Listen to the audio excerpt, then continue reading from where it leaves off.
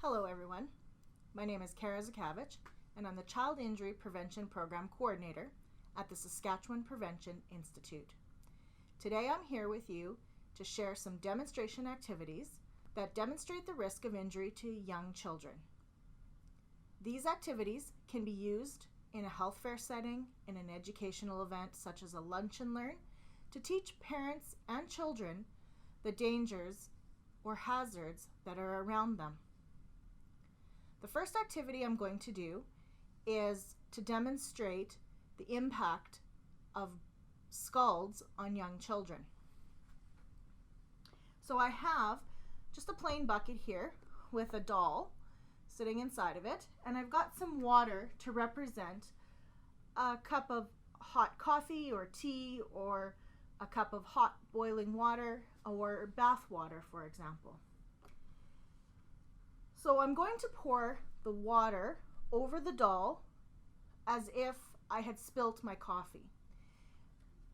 Then you'll be able to see what percentage of the doll's body was covered in the water. So from this demonstration, we see that almost the entire body has been affected by the water. So this doll or this child would have, 80 to 100% burns that would require hospitalization.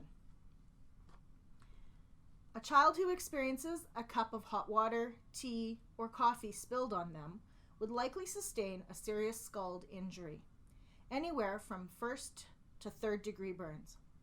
A young child may live with this impact for the entire life.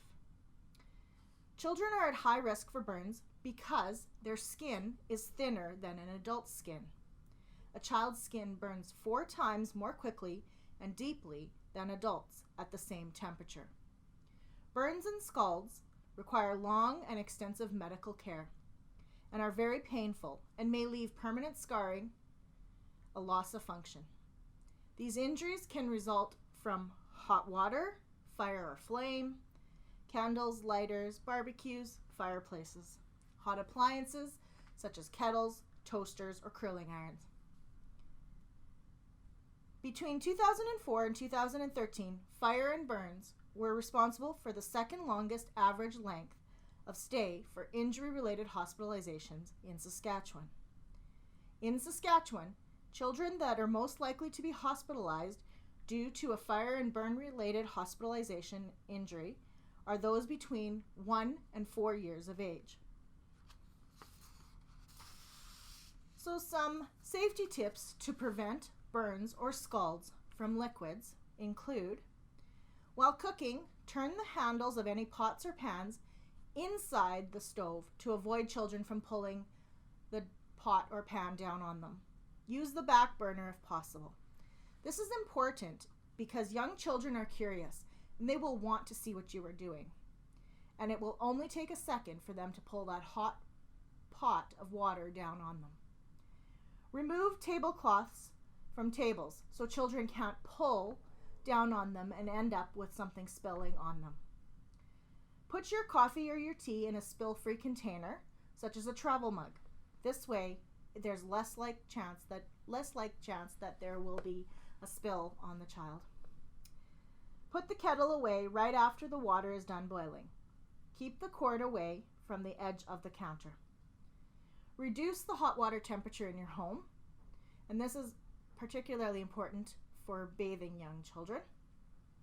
And keep children safely out of your way when you are cooking. Give them an interesting activity to do nearby while you can still supervise. The next activity that I'm going to do is to demonstrate choking and how easily young children can choke. So if you use your finger as a demonstration, that is about, an adult-sized finger is about the size of a young child's esophagus. So you can imagine that it wouldn't take much to block that airway. So I have some items here, and what we're going to do is we're going to test which items are safe for young children. I'm talking about children under 3 here, that would be safe for them to have around their home. So we're going to use a toilet paper tube, and anyone can do this in their home. You take the tube, and if the item can fit through it, this one cannot, so this would be safe for a younger child to play with. I've got a medicine cup here. We've got these laying around our homes all the time. It fits through the tube. So this one we would want to keep out of the reach of young children. I've got some figurines here. Again, they also fit through the tube. So we would want to store these away when our older children are done playing with them and store them out of the reach of young children. Okay, this one doesn't fit through because his arms get stuck. So this one might be a little safer. I've got a tiny little ball. Again, same thing. A whistle. And because children will definitely put this in their mouth, this is something that you want to keep out of the reach of young children. It fits through, so we'll keep that out of the way. I've got a stress ball here. That doesn't fit through, so that's good. The one thing, though, that would be the hazard with the yo-yo is the long string. And young children, again, are curious, and there would be potentially a hazard with them putting this around their neck. So if young children are using a yo-yo, you would want to supervise them as they're playing with it. Another choking common hazard in our homes is food items.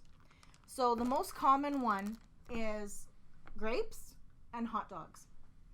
So as you can see, the grape obviously fits through the tube. So we want to cut these in half to ensure that our children are able to chew them and not choke on them.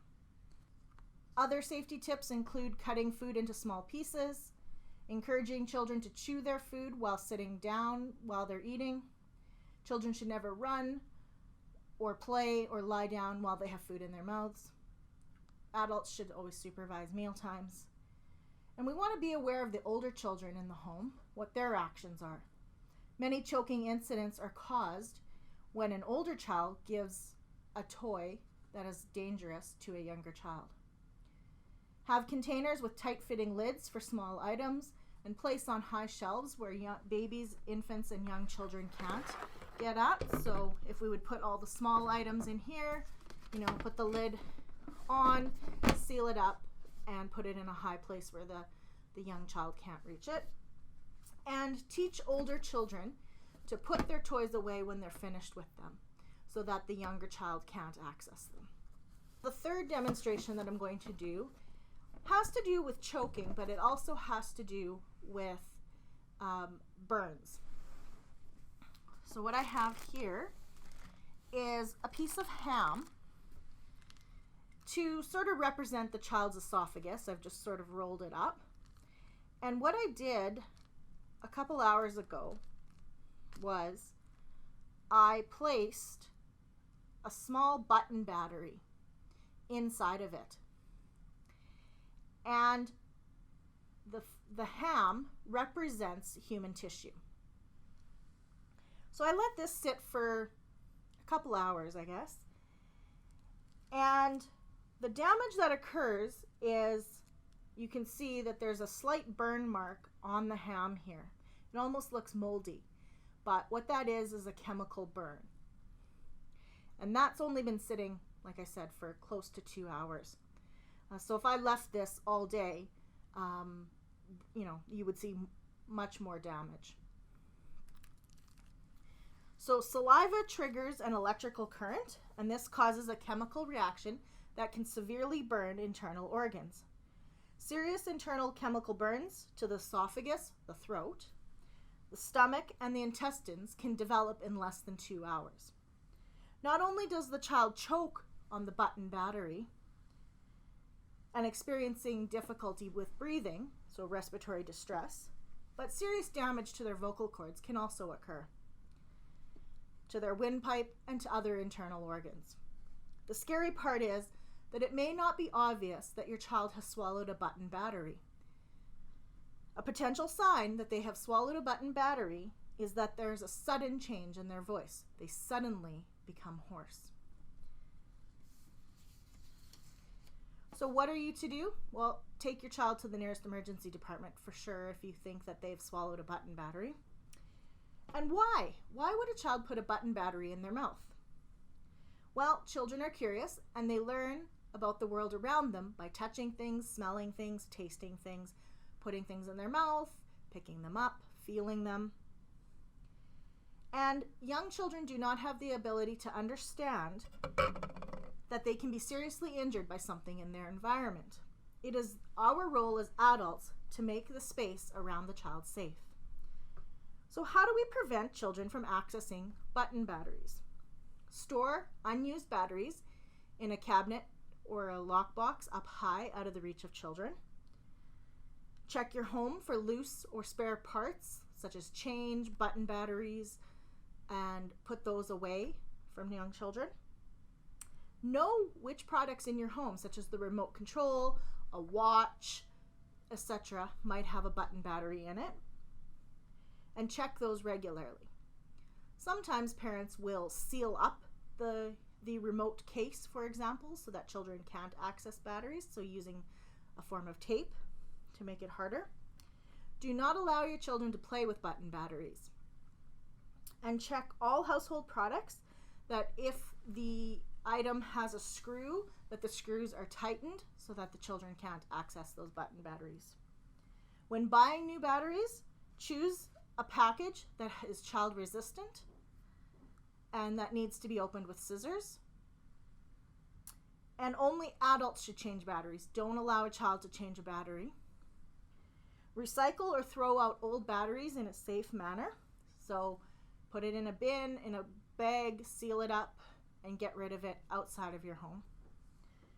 When visiting family members and friends, be aware that their home might have button batteries that are not away from young children. So feel free to use these activities in a health fair setting or to teach parents about the hazards and also to teach the safety tips. Thanks for watching.